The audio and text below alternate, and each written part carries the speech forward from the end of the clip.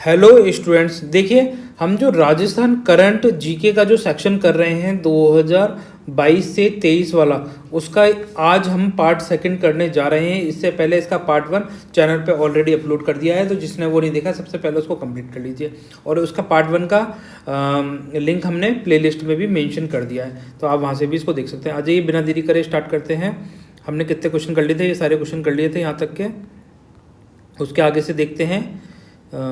यहाँ से देखिए, ये लास्ट क्वेश्चन था, आमगढ़ लेपर्ड सफारी किस शहर में स्थित है? तो हमने इसका आंसर देखा था। अगर आपको इसका आंसर याद आ रहा है तो बहुत ही बढ़िया है, नहीं आ रहा तो सबसे पहले इसका पार्ट वन वापस से कंप्लीट करिए। देखो, आपको सारे क्वेश्चंस आने चाहिए। अगर आपको नहीं आ रहे तो आप एग्जाम में भी कॉन्फिडेंस फील नहीं करेंगे। तो आमगढ़ लेपर्ड सफारी पार्क कहाँ स्थित है? जयपुर में। आ जाइए, नेक्स्ट देखते हैं। आमगढ़ लेपर्ड सफारी प्रदेश की कौन सी लेपर्ड सफारी है, कौन से नंबर की है? आपके सामने चार ऑप्शन है, पहली, दूसरी, तीसरी या चौथी। तो जल्दी से इसका आंसर 5 से 10 सेकंड में कमेंट सेक्शन में लिख दीजिए, जिससे आपकी तैयारी और ज़्यादा मजबूत हो सके। तो ये कौन से नंबर की लेपर्ड सफारी है? तो ये इसका आंसर, चलो मैं आपको बताता हूँ, ये है तीसरी नंबर की लेपर्ड सफारी है। आ जाइए, नेक्स्ट देखते हैं। रामगढ़ विषधारी टाइगर रिजर्व किन जिलों में विस्तृत है? तो कौन कौन से जिलों में है रामगढ़ विषधारी टाइगर रिजर्व? आपके सामने चार ऑप्शन है, पहला कोटा बूंदी भीलवाड़ा, दूसरा बूंदी चित्तौड़गढ़ कोटा, तीसरा भीलवाड़ा चित्तौड़गढ़ झालावाड़, और इनमें से कोई नहीं। वही 5 से 10 सेकंड में आपको आंसर आना चाहिए कि रामगढ़ विषधारी है, कोटा बूंदी भीलवाड़ा इसका आंसर है।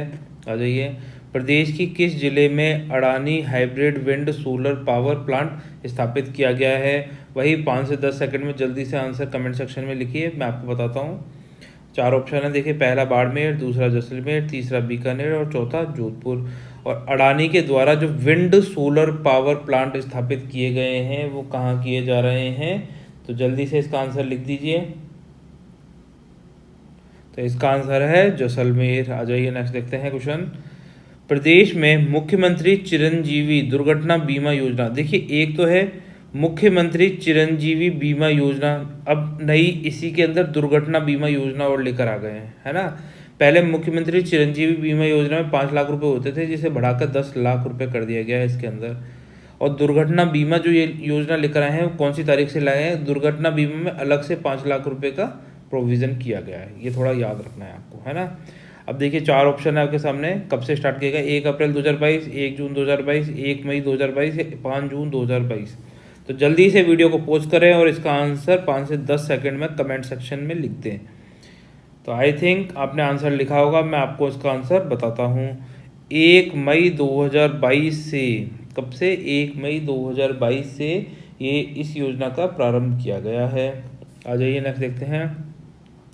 खेलों के क्षेत्र में उत्कृष्ट प्रदर्शन हेतु प्रदान किए जाने वाले महाराणा प्रताप पुरस्कार की राशि बढ़ाकर कर दी गई है। कितनी कर दी गई है? आपके सामने है 2 लाख रुपए, ऑप्शन दूसरा है 3 लाख रुपए, तीसरा ऑप्शन है 5 लाख रुपए और चौथा ऑप्शन है 4 लाख रुपए। तो जल्दी से बताइए कि कितनी कर दी गई है बढ़ाकर।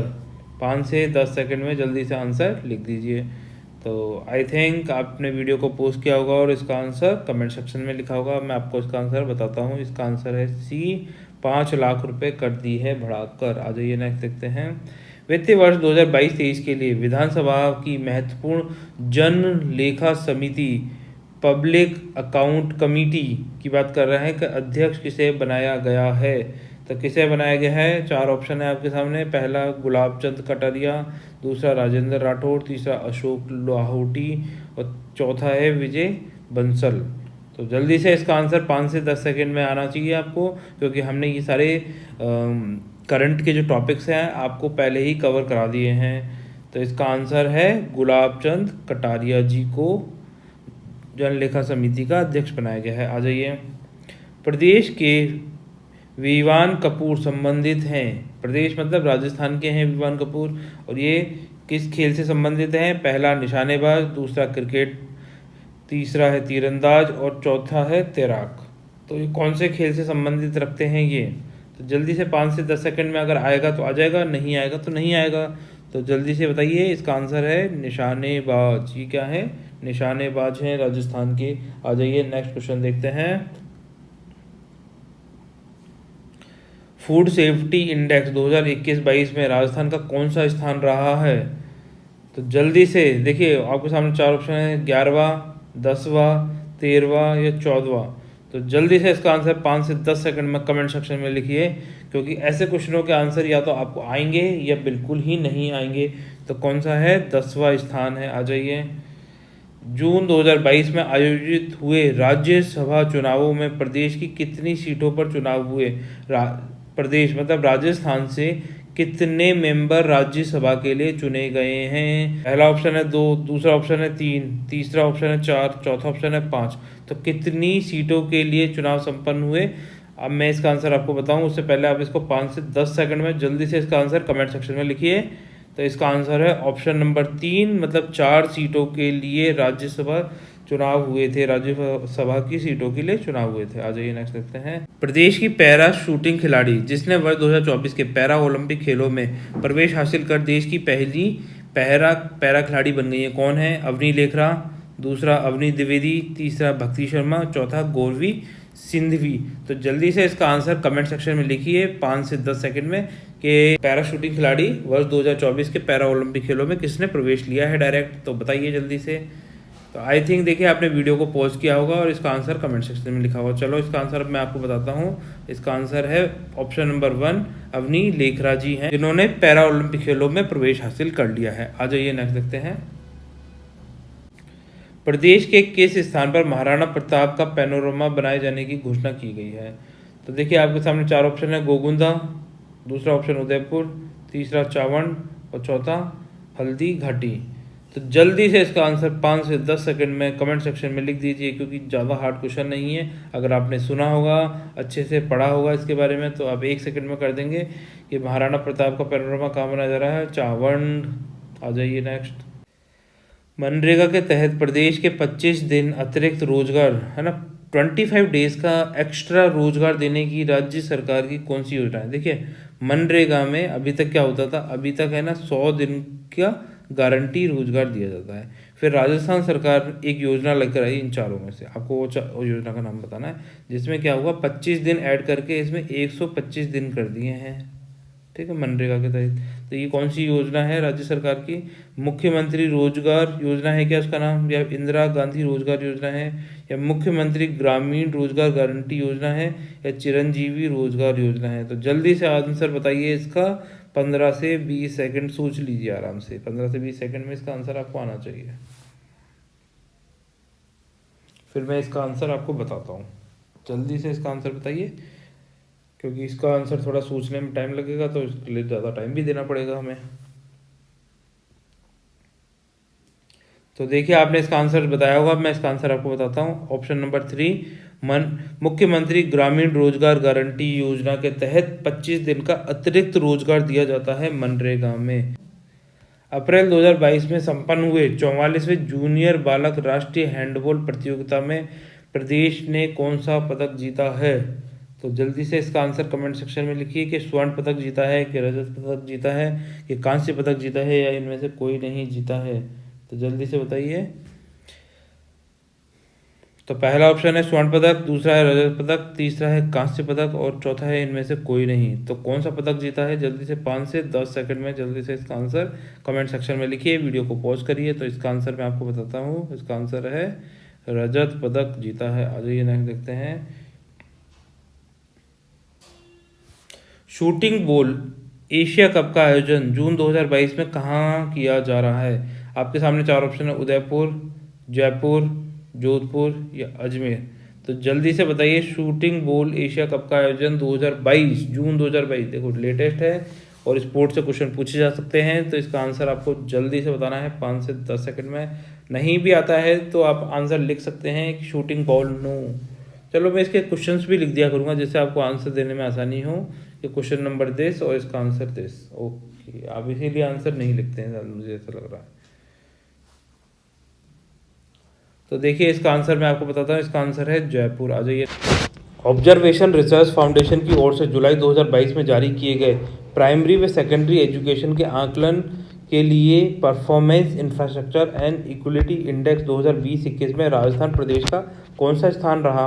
तो आपके सामने चार ऑप्शन है, 13वां, 14वां, 15वां या 16वां स्थान रहा राजस्थान का। तो इनमें से आपको ये बताना है कि जो primary and secondary education institute हैं उनके एजुकेशन के आकलन के लिए परफॉर्मेंस किस तरह का उन्होंने परफॉर्मेंस दिया है। तो performance infrastructure and equality index में राजस्थान की कौन सी रैंकिंग रही है। तो देखिए जल्दी से 5 से 10 सेकंड में इसका आंसर कमेंट कर दीजिए। अब मैं इसका आंसर आपको बताता हूँ। राजस्थान का कौन सा स्थान रहा है? 13वां स्थान रहा है। आ जाइए नेक्स्ट देखते हैं क्वेश्चन। मार्च 2022 में राजस्थान के आईएएस राम लुबाया किस समिति के अध्यक्ष बने हैं? नए जिले के गठन के आकलन के लिए समिति, विधायकों के क्षेत्र विकास निधि के संबंध में कोई समिति बनाई गई है, ग्रामीण ओलंपिक खेलों के लिए गठित कमेटी है, या फिर उपरोक्त में से कोई नहीं। तो जल्दी से इसका आंसर कमेंट सेक्शन में बताइए कि कौन सी समिति के अध्यक्ष बने हैं ये।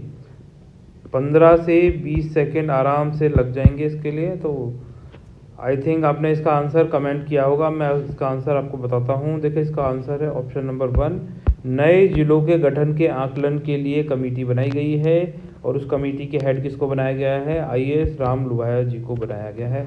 आ जाइए नेक्स्ट देखते हैं क्वेश्चन। कौन सा कथन असत्य है? देखो फॉल्स पूछ रहा है, ट्रूथ एंड फॉल्स याद होगा आपको। तो फॉल्स पूछ रहा है, असत्य कौन सा पूछ रहा है? पहला ऑप्शन है थोक मूल्य सूचकांक का आधार वर्ष 1999 से 2000 है। क्या यही है? ऑप्शन सही है या गलत है ये बताइए, है ना। आंसर तो गलत पूछा है आपसे, पर आप अपने मन में बताइए कि ऑप्शन सही है गलत है। थोक मूल्य सूचकांक, देखो इंग्लिश में क्या बोलेंगे? होलसेल प्राइस इंडेक्स, ठीक है। 154 वस्तुओं को शामिल किया गया है। तीसरा ऑप्शन, थोक मूल्य सूचकांक में प्राथमिक समूह का भारांकन सबसे अधिक है क्या? और वर्ष 2021-22 में थोक मूल्य सूचकांक में वृद्धि कितनी हुई है? 9.27% वृद्धि हुई है। तो जल्दी से इसका आंसर कमेंट सेक्शन में लिख दीजिए।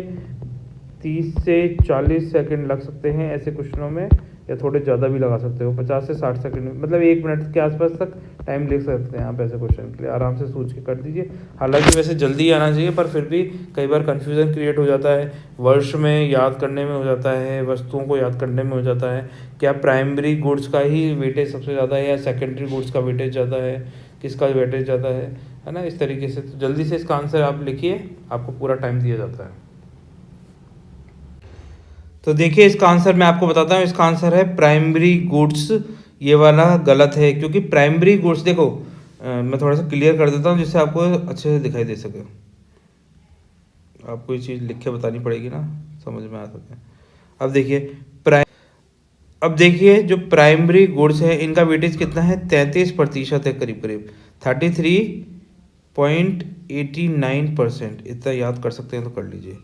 दूसरा है जो हमारे फ्यूल्स, फ्यूल हो गया, पावर हो गया, है ना, हिंदी में बोलेंगे ईंधन, शक्ति, प्रकाश, इस तरह का ये जो है इसका कितना वेटेज है? 16.25% वेटेज है इसका।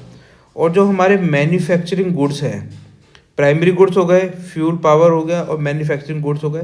तो मैन्युफैक्चरिंग गुड्स का 49.85% है वेटेज, किसमें? होलसेल प्राइस इंडेक्स में। तो प्राइमरी गुड्स का भारांकन सबसे अधिक नहीं है। सबसे कम किसका है? फ्यूल पावर का 16.25%, और मैन्युफैक्चरिंग गुड्स का, जिसे विनिर्मित उत्पाद बोलेंगे, उसका 49.85% हिस्सा है। इसीलिए ये वाला ऑप्शन गलत हो जाएगा। बाकी ये तीनों ऑप्शन तो ठीक हैं, और इस क्वेश्चन का आंसर क्या हो जाएगा? ऑप्शन नंबर 3 हो जाएगा। आ जाइए नेक्स्ट देखते हैं।